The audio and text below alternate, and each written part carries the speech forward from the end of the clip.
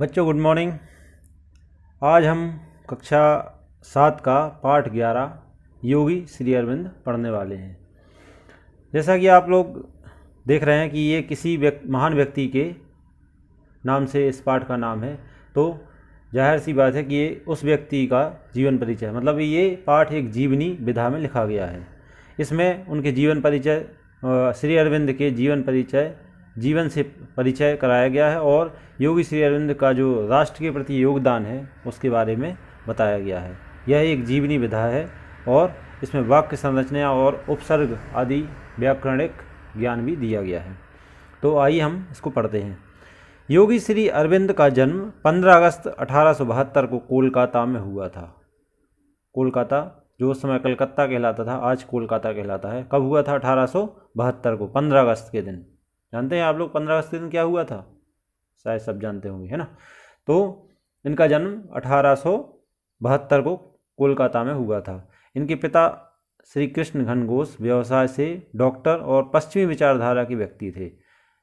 इनके जो पिता थे वो व्यवसाय से डॉक्टर थे, मतलब वो डॉक्टरी का पेशा था उनका, और पश्चिमी विचारधारा के, मतलब जो यूरोपीय देश हैं उन देशों की विचारधारा को मानने वाले व्यक्ति थे। किंतु धीरे धीरे वे राष्ट्रीय विचारों को अपनाने की ओर अग्रसर हो रहे थे, लेकिन वो धीरे धीरे उनमें राष्ट्रीयता की भावना घर कर रही थी और बालक श्री अरविंद पर भी इन परिवर्तित विचारों का असर पड़ने लगा था।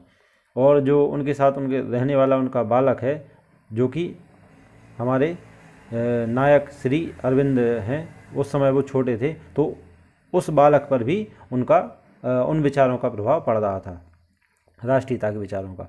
श्री अरविंद की आकस्मिक शिक्षा दार्जिलिंग में हुई थी। दार्जिलिंग जानते हो आप लोग कहाँ है?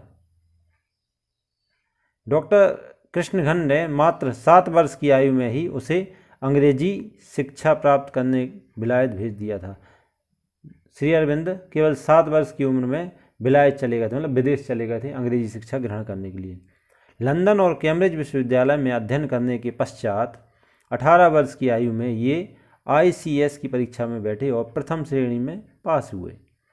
जो श्री अरविंद हैं वो बहुत ही प्रतिभावान थे, बहुत ही होशियार थे पढ़ाई लिखाई में। तो इन्होंने लंदन तथा कैम्ब्रिज विश्वविद्यालय में अध्ययन करने के बाद 18 साल की उम्र में ये ICS की परीक्षा में बैठे। ICS उस समय शायद इंडियन सर्विस हुआ करती थी, उच्च स्तर की इंडियन सर्विस हुआ करती थी, जो ब्रिटिश जो हमारे अंग्रेज प्रशासन था उसके द्वारा आयोजित कराई जाती थी, उन अधिकारियों को नियुक्त करने के लिए जिन्हें अपने अंडर में रखना है उन्हें, है ना। और वो प्रथम श्रेणी में उस परीक्षा में पास भी हुए। घुड़सवारी की परीक्षा में अनुपस्थित रहने के कारण ये सरकारी सेवा में आने से वंचित रह गए। घुड़सवारी की परीक्षा में ये पास नहीं हो पाए, इसलिए ये सरकारी सेवा में आने से, मतलब सरकारी जॉब या गवर्नमेंट जॉब मिलने से ये वंचित रहेगा, मतलब ये चूक गए, है ना। श्री अरविंद का इस प्रकार से अंग्रेजी सेवा में न आना अंततः भारत के लिए काफ़ी लाभप्रद हुआ और आगे चलकर अंग्रेजी सेवा में इनका नौकरी न मिल पाना भारत के लिए बहुत ही फायदेमंद साबित हुआ। श्री अरविंद शैशवावस्था से ही विदेश में रहे थे। शैशवावस्था से मतलब जब वो छोटे थे। आपने देखा ऊपर की 7 साल की एज में या उम्र में ही ये विदेश चले गए थे, जिसकी वजह से इन्हें कई यूरोपीय भाषाएं सीखने का मौका मिला। इस वजह से वहाँ उन्होंने कई प्रकार की यूरोपीय भाषाएं सीखी। ये अंग्रेजी के अतिरिक्त ग्रीक, लैटिन, फ्रेंच भाषाएं भी जानते थे। भारत वापस आकर इन्होंने बांग्ला और संस्कृत का भी अध्ययन किया। देखिए लगभग 1 2 3 5 भाषाओं का ज्ञान था इनको, है ना। और हिंदी तो उसमें दिया ही नहीं गया, मतलब हिंदी भी जानते थे। लंदन में आपकी मुलाकात बड़ौदा नरेश से हुई। वे चाहते थे कि भारत आकर श्री अरविंद बड़ौदा कॉलेज में प्रोफेसर के पद पर कार्य करें। लंदन में इनकी मुलाकात वहाँ के जो बड़ौदा के नरेश हैं वहाँ पर हुई और उन्होंने अपनी इच्छा प्रकट की इनके सामने, श्री अरविंद के सामने, कि वो बड़ौदा कॉलेज में आएँ और वहाँ पर प्रोफेसर के पद पर उनके साथ कार्य करें। भारत आकर श्री अरविंद ने महाराजा का अनुरोध स्वीकार कर लिया और उस अनुरोध के बाद जो उन्होंने प्रस्ताव रखा भारत आने का, तो उस प्रस्ताव को स्वीकार करते हुए इन्होंने श्री अरविंद ने महाराजा का अनुरोध स्वीकार कर लिया और प्रोफेसर के पद पर कार्य करने लगे। बड़ौदा कॉलेज के प्राचार्य क्लार्क महोदय ने जॉन ऑफ आर्क से अरविंद की तुलना करते हुए कहा है कि जॉन ऑफ आर्क को स्वर्गिक संदेश सुनाई पड़ते हैं तो श्री अरविंद को भी स्वर्गिक स्वप्न दिखाई पड़ते हैं। मतलब उन्होंने कहा कि जो श्री अरविंद हैं ये इतने महान हैं कि इनकी तुलना एक यूरोपीय विद्वान हैं जॉन ऑफ आर्क उनसे की जा सकती है। उनकी विशेषता ये थी कि उनको स्वर्गिक संदेश सुनाई पड़ते थे।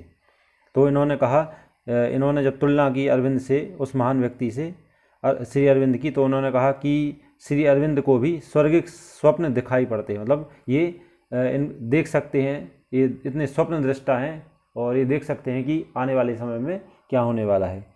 बड़ौदा कॉलेज में आपकी ख्याति एक सुयोग्य प्रोफेसर के रूप में थी, अतः कुछ समय पश्चात आपको उस कॉलेज का उप प्राचार्य बना दिया गया। अब जो बड़ौदा कॉलेज था जहाँ पर इन्होंने नौकरी की थी आकर, भारत आकर, तो वहाँ इनकी ख्याति, मतलब ये एक अच्छे प्रोफेसर के रूप में, एक योग्य प्रोफेसर के रूप में वहाँ पर वो प्रसिद्ध थे। अतः कुछ समय बाद उनको वहाँ का वाइस प्रिंसिपल या उप प्राचार्य बना दिया गया। वे बड़ौदा कॉलेज में करीब 13 वर्ष तक रहे और इन्होंने बड़ौदा कॉलेज में लगभग 13 साल तक नौकरी की और वहाँ पर रहे। किंतु आगे देखिए,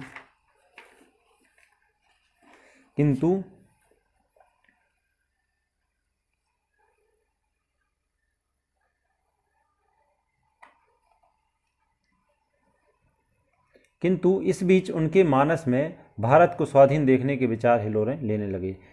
लेकिन उनके अंदर इसी दौरान जब वो नौकरी कर रहे थे तो उनके मन में क्या विचार आने लगे कि वो भारत को स्वतंत्र देखना चाहते हैं, आज़ाद देखना चाहते हैं। वे गुप्त रूप से बंगाल में स्वाधीनता आंदोलन चलाने पर विचार कर रहे थे और वो चुपके से बंगाल में आज़ादी के लिए लड़ाई लड़ने का विचार बना रहे थे। इस दौरान बंगाल के विभाजन को लेकर उनका मन काफ़ी विक्षुब्ध हो उठा था। इसी दौरान 1905 में, मतलब 1905 में बंगाल का विभाजन हो गया 1905 में। तो इससे ये बहुत दुखी हुए। बंगाल के लोग अंग्रेज़ों की इस बेहुदा करतूत से हरकत में आ गए। मतलब वहाँ न केवल ऐसे नेता बल्कि वहाँ की जो जनता थी, जनसाधारण व्यक्ति थे, वो भी हरकत में आ गए और अंग्रेज़ों की इस करतूत से वो बहुत गुस्से में आ गए, है ना। और उनका अंग्रेज़ों के प्रति जो गुस्सा था वो कई प्रकार के स्वदेशी आंदोलन के रूप में फूट पड़ा और उन्होंने कपड़ों की होलियाँ जलाईं और न जाने तरह तरह से किस प्रकार उन्होंने अंग्रेज़ों का विरोध किया ताकि वो देश को आज़ाद करें। अंग्रेज़ों ने बंग भंग और स्वदेशी आंदोलन को कुचलने के लिए कई कदम उठाए। बंग भंग मतलब बंगाल विभाजन, बंग मतलब बंगाल, भंग मतलब उसको भंग करना है, 2 हिस्सों में बांटना, और स्वदेशी आंदोलन को कुचलने के लिए कई कदम उठाए। अनेक आंदोलनकारियों को बंदी बनाया गया। इस दौरान बहुत से आंदोलन करने वाले लोगों को बंदी भी बनाया गया। कई बेकसूरों को फांसी की सज़ा भी सुनाई गई, उसकी मतलब फांसी के फंदे पर झुला दिया गया। श्री अरविंद नौकरी छोड़कर तिलक और बिपिन चंद्र पाल के साथ मिलकर काम करने लगे। अब यहाँ जो श्री अरविंद के मस्तिष्क में राष्ट्रीय विचारधारा लगातार बढ़ती जा रही थी, उस विचारधारा के अंतर्गत इन्होंने और देश की स्थिति को देखते हुए इन्होंने नौकरी छोड़ दी और जो बाल गंगाधर तिलक थे और बिपिन चंद्र पाल थे उस समय के ये विख्यात नेता थे, इन लोगों के साथ वो कार्य करने लगे। इन्होंने युगांतर और वंदे मातरम अखबार भी निकाला। इन्होंने 2 न्यूज़पेपर भी निकाले जिनका क्या नाम था, पहला युगांतर और दूसरा वंदे मातरम। इनका संपादन बहुत योग्यता और तत्परता से करने लगे और ये इन अखबारों का संपादन मतलब उसमें लेखन कार्य और लेखन और पब्लिशिंग का कार्य बहुत ही योग्यता से करने लगे। इन पत्रों का आम जनता पर अच्छा असर हुआ और लोग इनकी विचारधारा से प्रभावित होने लगे। जो ये पत्र थे, अखबार थे, इनका आम जनता पर बहुत अच्छा प्रभाव पड़ा और ये लोग इनकी विचारधारा से प्रभावित होने लगे। मतलब इन पत्रों में जो स्वतंत्रता के प्रति लोगों के मनोभावों को जागृत करने का प्रयास किया जाता था, उनकी वजह से इन लोगों में जागरूकता आने लगी और वो स्वतंत्रता के लिए होने वाले आंदोलन में बढ़ चढ़कर हिस्सा लेने लगी। ठीक है। 5 मई 1908 में अलीपुर बम कांड में आरोपी बनाया गया। अब एक 1908 में एक घटना हुई, अलीपुर बम कांड। इसमें इनको आरोपी बनाया गया, जिसकी वजह से 1 वर्ष का कारावास हुआ, मतलब जिसकी वजह से इनको सज़ा के रूप में 1 वर्ष की जेल की सज़ा दी गई। इसी जेल जीवन के दौरान योग साधना करने का आपको समय मिला और योग के साधना पक्ष और सिद्धांत पक्ष दोनों का आपने विधिवत अध्ययन किया। और जब इसी जेल जीवन के दौरान, मतलब जेल में रहते हुए, इन्होंने योग साधना को अपनाया और योग साधना के पक्ष और उसके सिद्धांत पक्ष दोनों का विधिवत अध्ययन किया। मतलब इनको जितना समय मिला और उसका पूरा शुरू से लेकर अंत तक उसके बारे में पूरी जानकारी प्राप्त की। 6 मई 1909 को जेल से छूटने के बाद अंग्रेजी में कर्मयोगी और धर्म नामक 2 साप्ताहिक पत्र निकालना शुरू किया। मतलब जब 1 साल के अपने कारावास के बाद जेल से बाहर निकले तो इन्होंने फिर से कर्मयोगी और धर्म नामक 2 पत्र निकाले, जो कि किसमें थे? अंग्रेजी भाषा में। यह योजना किन्हीं कारणों से आपको बंद करनी पड़ी, लेकिन अपने इन पत्रों को निकालने, मतलब ये जो अखबार या न्यूज़पेपर निकालते थे अंग्रेजी में, उनको वो ज़्यादा समय नहीं चला पाए और किसी कारणवश उनको वो बंद करने पड़े। अतः अंग्रेज सरकार की आंख बचाकर आप आंतरिक आदेश से चंद्रनगर चले गए और उसके बाद 4 अप्रैल 1910 को पौंडीचेरी पहुंचकर योग साधना में लग गए। अब क्योंकि ये जेल की सज़ा काट कर आए थे, इसलिए अंग्रेज सरकार का इन पर लगातार नज़र रहती थी। तो अंग्रेज सरकार की आंख बचाकर, मतलब उनसे छिपते छिपाते ये आंतरिक आदेश पाकर, आंतरिक आदेश मतलब होता है जो इनका जो समूह होता था ना क्रांतिकारियों का, जो देश की आज़ादी के लिए कार्य कर रहे थे, उनके आदेश को पाकर आप चंद्रनगर चले गए। मतलब और उसके बाद 4 अप्रैल 1910 को पौंडीचेरी पहुंचकर योग साधना में लग गए। पौंडीचेरी आपने सुना होगा नाम, समुद्र किनारे बसा हुआ एक शहर है ना। तो वहाँ पर पहुँच गए और योग साधना का कार्य करने लगे। अब आप राजनीति त्याग कर अपना पूरा समय योग साधना और आध्यात्मिक कार्यों में लगाने लगे। अब इनका वहाँ पर रहकर इनका संपर्क जो है राजनेताओं से टूटने लगा और ये जो आंदोलन होते थे उससे भी ये दूर हो गए। तो धीरे धीरे इनका ध्यान जो है राजनीति से हट गया और योग साधना की और आध्यात्मिक कार्यों की ओर अपने आप को वो ले जाने लगे।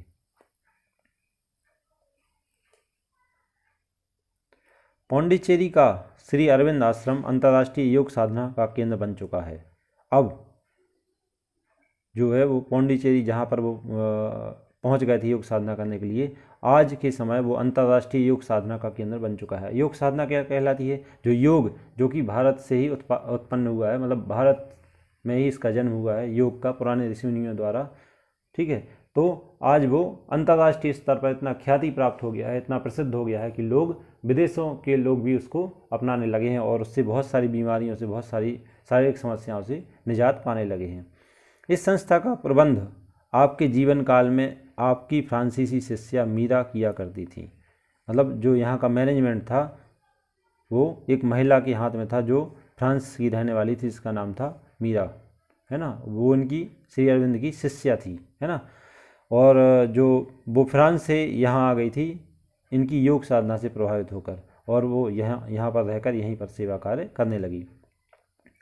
श्री अरविंद आश्रम प्रकृति की सुरम्य स्थली है, जहाँ जाकर मन सहज में ही सात्विक विचारों में लग जाता है। जो श्री अरविंद आश्रम जगह है, मतलब जो श्री अरविंद नाम से आश्रम खोला गया है, वो प्रकृति की एक सुरम्य स्थली है।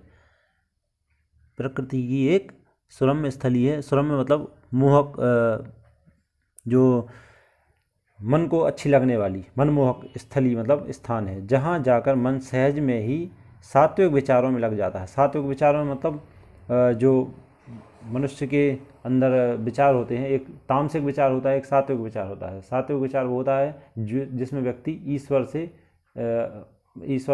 से के संपर्क में रहता है और मानवता के ऐसे कोई भी कार्य नहीं करता है जो कि ईश्वर की नज़र में गलत हो। तो मतलब सात्विक विचार मतलब कहा जा सकता है कि वो सज्जनतापूर्वक रहता है ना। आपकी सहधर्मिणी श्रीमती मृणालिनी देवी सदा आपके कार्यों में हाथ बटाती रहीं। आपकी सहधर्मिणी मतलब इनकी जो पत्नी थी मृणालिनी देवी, वो सदैव इनके हर एक कार्य में हाथ बटाती रहीं। सन 1918 के दिसंबर की 17 तारीख को इनकी पत्नी का निधन हो गया। लेकिन 1918 को इनकी पत्नी जो है वो उनका स्वर्गवास हो गया। लाला लाजपत राय 5 जनवरी 1925 को आपसे मिलने पौंडीचेरी गए थे और आपके कार्यों की भूरी भूरी प्रशंसा की।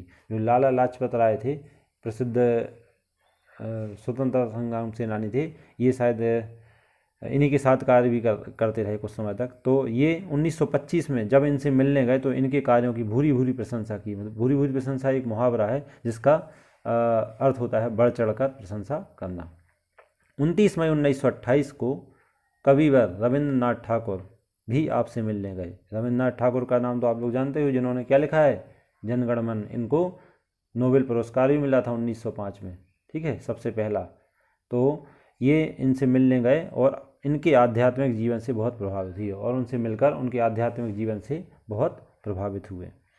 योगी श्री अरविंद भारत की योग परंपरा के एक दैदीप्यमान रत्न थे, जिन्होंने अपनी साधना द्वारा अध्यात्म के उच्च शिखर का स्पर्श किया। योगी श्री अरविंद थे जो वो भारत की योग परंपरा के दैदीप्यमान मतलब चमकते हुए रत्न थे, जिन्होंने अपनी साधना के द्वारा अध्यात्म के ऊंचे शिखर को स्पर्श किया, मतलब छुआ। उनके द्वारा की गई अति मानव की कल्पना यह सिद्ध करती है कि योग साधना ही मनुष्य की चेतना को समुन्नत करती है और साधनाहीन व्यक्ति सदा अज्ञान और अंधकार में जीता है और तेजहीन बना रहता है। उन्होंने इस बात को सिद्ध किया कि व्यक्ति यदि चाहे तो योग साधना के बल पर अपने आप को समुन्नत कर सकता है आध्यात्मिक रूप से और साधना आध्यात्मिक रूप से और मानसिक रूप से। और साधनाहीन व्यक्ति सदा अज्ञान और अंधकार में ही घूमता रहता है, खो जाता है। आपके द्वारा समाज और राष्ट्र की जो सेवाएं की गई उन्हें समस्त भारत ने आदर की दृष्टि से देखा है। आपको पूरा सम्मान देने के लिए आंध्र विश्वविद्यालय ने 11 दिसंबर 1948 को राष्ट्रीय पुरस्कार देकर आपके प्रति अपार श्रद्धा व्यक्त की। जो श्री अरविंद थे, इन्होंने अपने जीवन काल में जो समाज और राष्ट्र की सेवाएं की, उन्हें पूरा देश बड़े आदर से देखता है। और इसी आदर को ध्यान में रखते हुए आंध्र विश्वविद्यालय ने 11 दिसंबर 1948 को, मतलब आज़ादी के 1 साल बाद, राष्ट्रीय पुरस्कार दिया और आपका सम्मान किया मरणोपरांत। मतलब इनकी जो क्षमा करना, ये मरणोपरांत नहीं, इनको सम्मान दिया गया था इनके जीवित रहते हुए 1948 में। 5 दिसंबर 1950 को आपने महासमाधि ले ली, मतलब 5 दिसंबर 1950 को आपकी मृत्यु हो गई, आपने इस संसार से देह त्याग किया। तो इस तरह ये थी हमारी जीवनी श्री योगी श्री अरविंद। ये हैं इसके शब्दार्थ जो आप स्क्रीन पर देख रहे हैं। ये सही जोड़ी, रिक्त स्थान, अति लघुत्तरीय और लघुत्तरीय प्रश्न। इसका PDF बहुत ही जल्द 1 आध दिन में आपको भेज दिया जाएगा। एक बात और बच्चों, आप लोग अपना कार्य जो है समय पे पूरा करते जाएं। जैसा कि हमारी गवर्नमेंट घोषित कर चुकी है कि कुछ समय में हमारे स्कूल या विद्यालय प्रारंभ होने वाले हैं, अतः आप लोग अपना कार्य पूरा रखें। जब आप लोग क्लास में आएंगे, जो लाइव क्लास सामने क्लास बैठकर पढ़ते हैं, तो उसमें आप लोगों को अपना कार्य चेक कराना पड़ेगा। इसलिए आप लोग अपना कार्य यथावत रूप से पूरा करते जाएं और जहाँ पर भी आपको कोई समस्या हो वो हम लोगों से कमेंट करके पूछ सकते हैं।